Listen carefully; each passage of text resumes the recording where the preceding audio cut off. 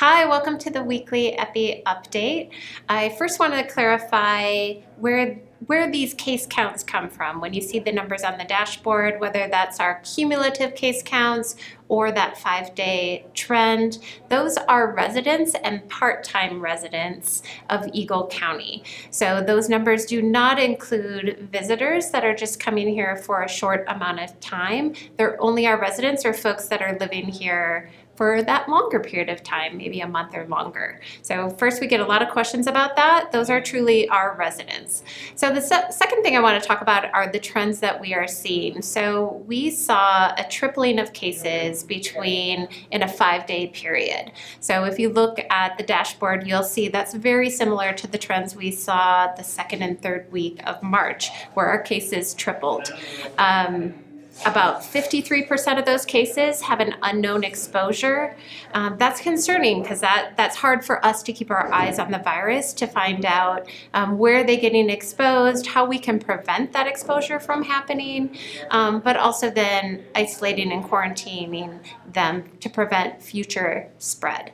So the other thing I wanted to chat about is just some trends about who is getting sick. So we know many of our frontline workers, so these are construction workers, those working in a service industry, make up the majority of our newly reported cases.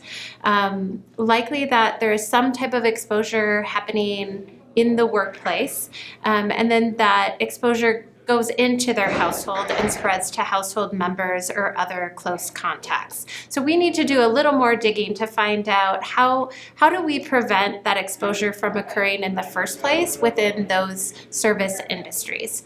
So that's the first part. The second part is as we increase our disease prevalence, so right now we have a significantly high disease prevalence. As that prevalence increases, contact tracing becomes less effective. So that it kind of creates that strategy as not as useful as it would be when our prevalence is lower. So I think that's good to keep in mind as we see these numbers increase, that now we have a strategy, contact tracing, due to the prevalence of disease, in addition to the turnaround times of testing, which right now are over 5 days to get those results back.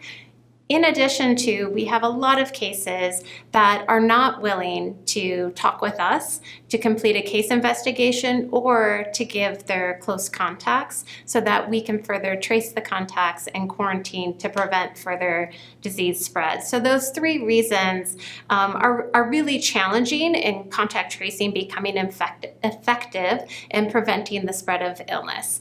So we see this trajectory increasing. And really, once we're taking out one of these meaningful strategies, it's really up to our entire community to do their part. So we go back to those 5 containments of health, but we also need to make sure that we're complying with those isolations. So if you're sick, stay home for 10 days.